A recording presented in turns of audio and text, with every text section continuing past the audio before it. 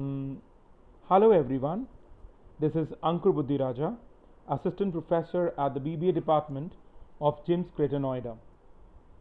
In this session of Production and Operations Management, which is BBA 303 of IP University's curriculum, I shall be taking up the topic plant layout. Before I go on and explain the formal meaning of plant layout, we should first understand a layout is an arrangement which has a long term impact on the productivity, efficiency, and effectiveness of everyone concerned. When I talk about plant layout, I mainly refer to the floor plan or arrangement for the desired machinery, equipment, and facilities in a way that the available floor space within the plant is optimally used. No businessman would like to waste his or her space. Therefore, it is always better and recommended to chalk out a plant layout plan beforehand. In other words, a layout is an arrangement that allows the quickest and the easiest flow of materials and manpower at the lowest cost and time with the least amount of process and material handling involved in conversion of inputs into output. When I talk about this arrangement, I talk about the factory floor space or the factory space within which the arrangement of material, men, machinery, equipment have to be planned. A good plant layout will always allow a very smooth and quick flow of all the resources from one place to another. Layout planning involves determining the space requirements for arranging the facilities in a manner that allows a continuous flow of operations with minimum cost and time. The next we have to understand the objectives and importance of an ideal or a good plant layout. There are several benefits a good plant layout will fetch to the businessman. The first point, a good plant layout ensures proper utilization of the total factory area. It not only helps in minimizing the waiting time of inventory, but also ensures free flow of workforce and materials. It also ensures safe, hygienic, and better working environment leading to high worker morale. It ensures smooth, continuous flow of production without any obstructions in between. A good plant layout minimizes material handling efforts and transportation costs too. It effectively allocates suitable spaces for different facilities within the factory area. A good plant layout also allows flexibility and scope for future expansion. It permits increased productivity, quality, and reduced costs. It boosts up employee morale by offering them comfortable and convenient work spaces. And last but not the least, a good plant layout ensures easy supervision, control, and coordination of plant activities.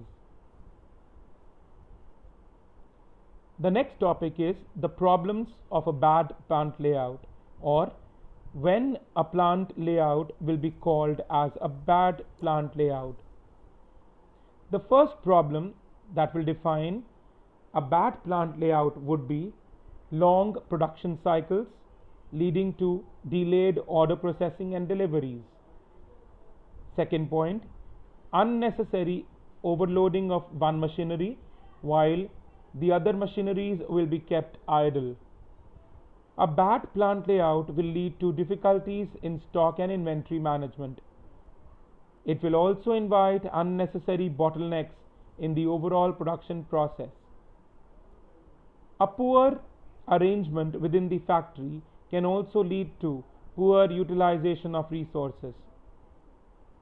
Next point, a bad plant layout will lead to unnecessary fatigue and tiredness for the workers because of work overload. It will also lead to obstacles in the flow of materials, leading to long production cycles, which will unnecessarily waste time. A bad plant layout also suffers from the symptom of excessive clutter within the plant. Last but not the least, a bad plant layout or a problematic plant arrangement leads to wastages of man hours, resources, and reduces the overall plant efficiency. The next topic is principles of a good plant layout. The first point, principle of minimum travel. I will take up each and every principle given on the slide one by one. When I talk about the principle of minimum travel, a good plant layout reduces the movement between people and workspaces. Moreover, it allows quick and swift movement of people without disturbing the workspaces and work areas of others. Second point, principle of sequence. According to this principle, a good plant layout is the one where all the machines and equipments are arranged in a particular chronology or sequence depending upon the production process. This will not only save time but will also lead to continuous production. Point number 3, principle of integration. According to this principle, all the assets and all the resources must be integrated as a system in such a way that the production process and the output does not suffer at any point of time. Next point, principle of space usage. According to this principle, the available space, big or small, should be used in the best possible manner and optimally. Dead spaces can also be used for productive purposes. Principle of safety is the next principle, which means the plant layout should be planned and defined in such a way that it leads to safety of human beings, machines and equipment and material. Moreover, the environment should be free from all the dangers and hazards. Point number 6, principle of flexibility. According to this principle, the plant arrangement should be flexible enough to be changed according to changing requirements. Last but not the least, principle of minimum investment. A plant layout should be good but should not be expensive unnecessarily. It should lead to economical operations and economical arrangement of resources. The next point or topic is characteristics of a good plant layout.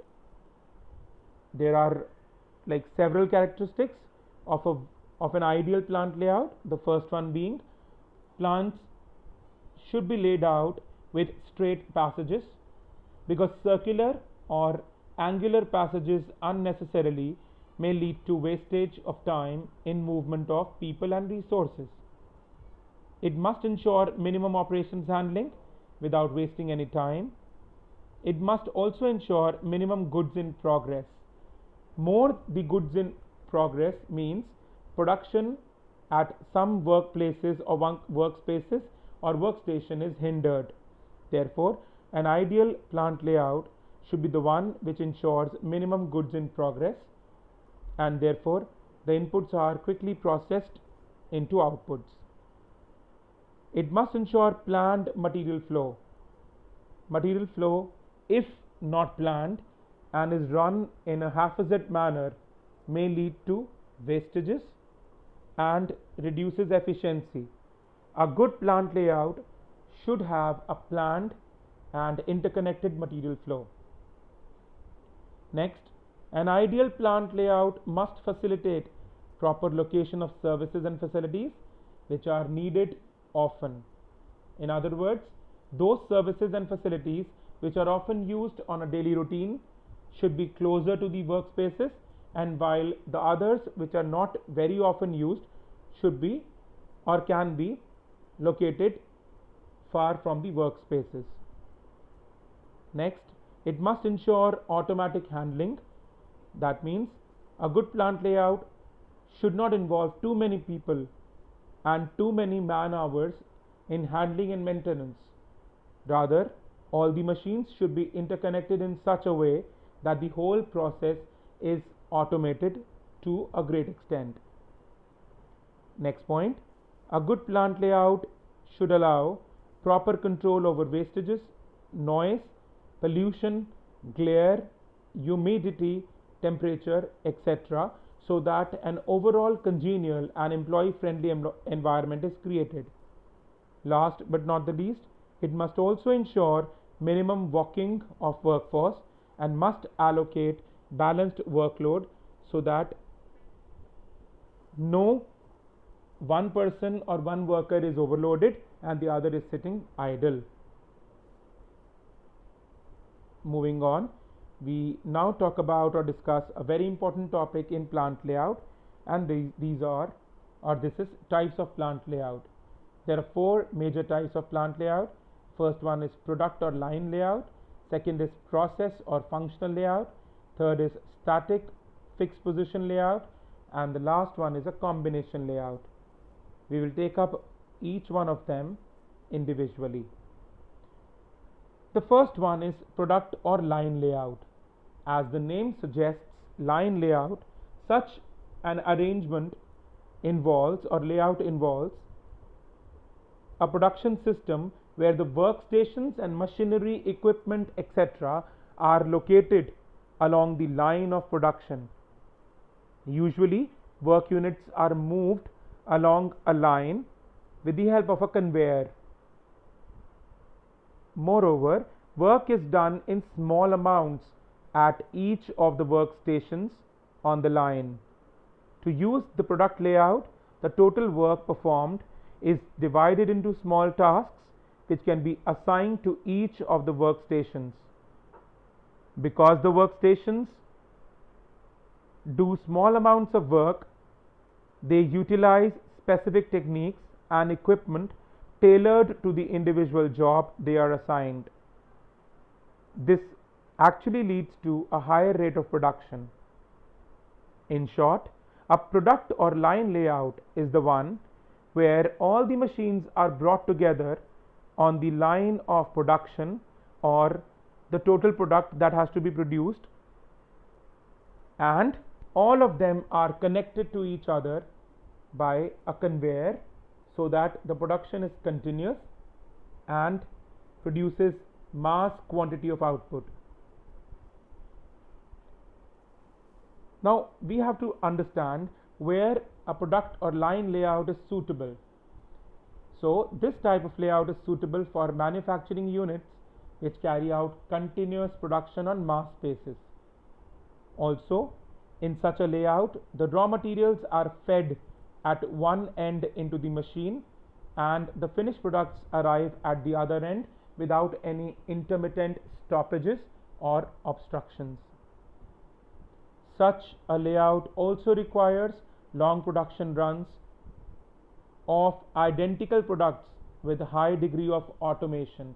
That means the products produced are usually standardized and are not customized. It is used in industries manufacturing cement, steel, sugar, cigarettes, fertilizers, automobiles, metal extraction, where the production of commodities is continuous and usually on mass basis. Second type of layout is process or functional layout. This is characterized by keeping similar machines or similar operations at one location, and separate departments are established for each specialized operation of production, and machines related to that function are assembled there. In other words, in functional or process layout, the machines are arranged not according to the product and not interconnected to each other on a continuous basis. Rather, in a functional or process layout, the machines are arranged on the basis of the process and sub-processes involved in production.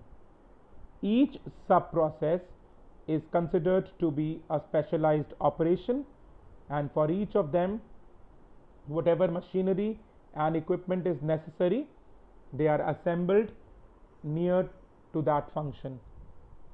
Such layouts are used for intermittent production schedules where customized output is produced and the products are not standardized. Therefore, the production process is also not standardized. For example, in a garment manufacturing industry, all lathe machines will be in one place, all milling machines at another place, all dyeing machines at another place, all packing machines at another place. That means lathe machines, milling, packaging, dyeing, all of them are sub-processes, and each of them is considered to be an independent department dealing with its own machinery. This type of layout is generally employed for industries engaged in job order production and non-standardized but customized products.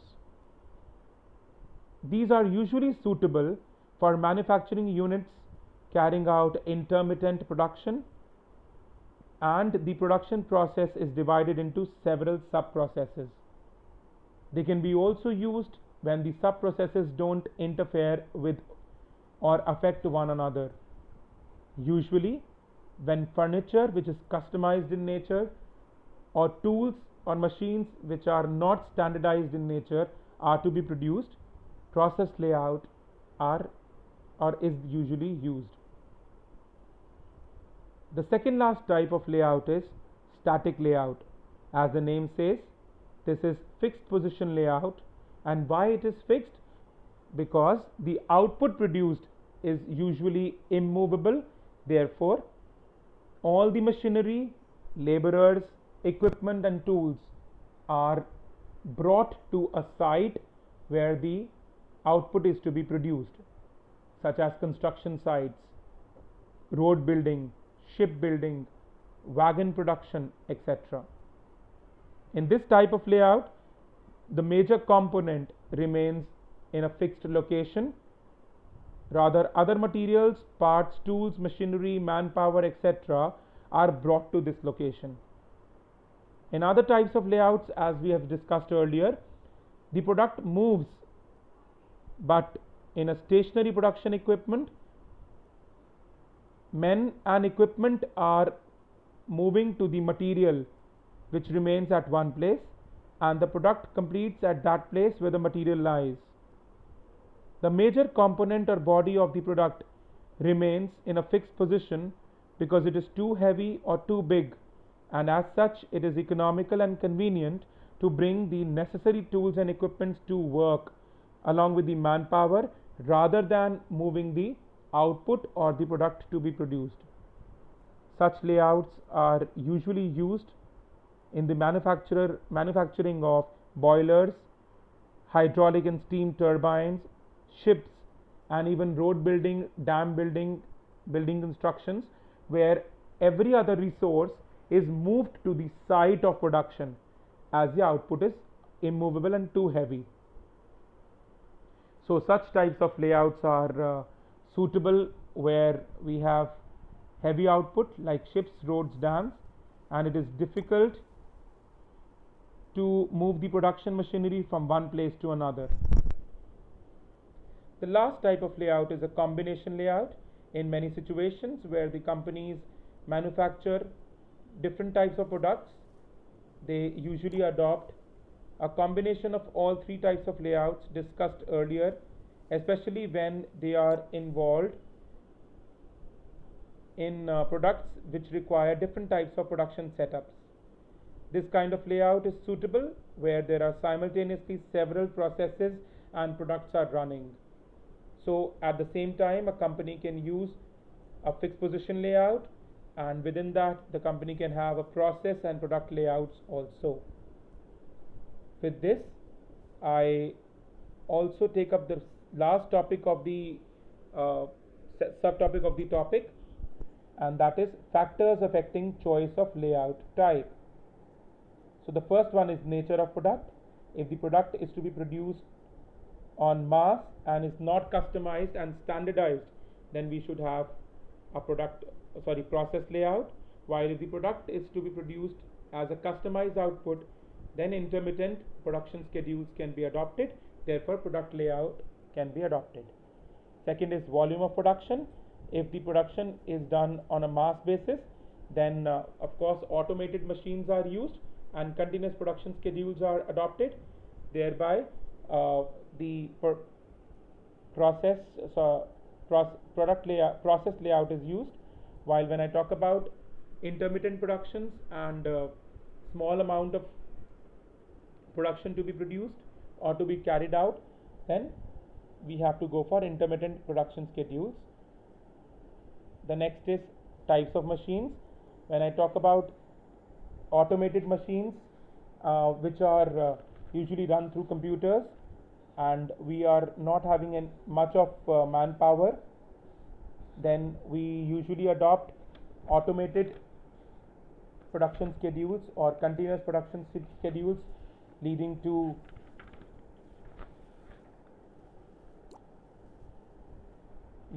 mass production. And these are usually the layouts which are product or line layouts. While if the machines are manpower oriented, then we have process or function layout. Next is type of plant and factory area. If we have huge setup, then product or line layout can be usually used or adopted for mass production. A smaller area will help in adopting process or function layout. Type of production systems. Continuous production systems are usually carried out on the basis of product or line layout, while intermittent or broken production systems usually adopt process or function layout. Then we have to understand human factors. Where there are huge number of human beings, then process layout of course is adopted, while when we have less number of human beings involved or manpower involved, product or line layout is adopted because of automated machines. And last but not the least, shape and size of the factory also affect the nature of layout or the shape of layout to be adopted. With this, I finish off my lecture. Thank you so much.